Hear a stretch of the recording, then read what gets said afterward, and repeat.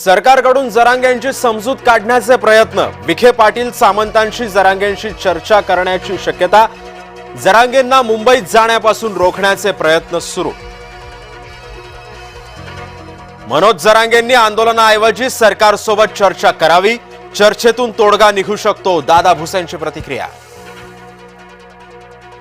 मनोज जरांगेंना मुंबईमध्ये मोर्चा काढण्यास परवानगी, आझाद मैदानामध्ये एकच दिवस आंदोलन करता येणार, तर आंदोलन एक दिवसाचं नाही तर बेमुदत असेल, जरांगेंचा इशारा।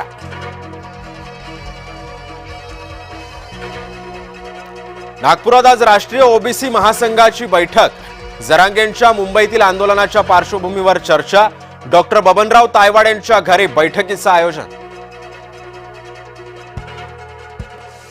जरांगेंच्या मुंबईतील आंदोलनाला भाजपचं बॅनरमधून प्रत्युत्तर, फडणवीसांच्या समर्थनार्थ मुंबईमध्ये भाजपची बॅनरबाजी, इतिहास हा कर्तृत्वाला लक्षात ठेवतो, बॅनरवरतून उल्लेख।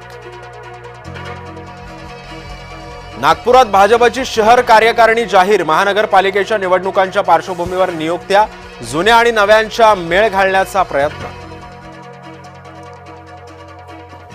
विरारमधील इमारत दुर्घटनेमध्ये 14 जणांचा मृत्यू तर 9 जण गंभीर जखमी, रमाबाई अपार्टमेंटचा भाग चाळींवरती कोसळल्यानं झाली होती दुर्घटना। जखमी बाईकस्वाराला उपमुख्यमंत्र्यांकडून मदत, तात्काळ ताफ्यातील अँब्युलन्समधून केलं रुग्णालयामध्ये दाखल, अपघात झाल्याचं एकनाथ शिंदेंना दिसताच केली मदत। देशासह राज्यामध्ये अतिरिक्त कांदा उत्पादन मागणीच्या तुलनेमध्ये अधिक पुरवठा होत असल्यानं कांद्याला दर नाहीत, कांदा उत्पादक शेतकरी मात्र अडचणीत। अकोल्यात ढगफुटी सदृश्य पाऊस, कपाशी, तूर, उडीद आणि सोयाबीन पिकाचं प्रचंड नुकसान।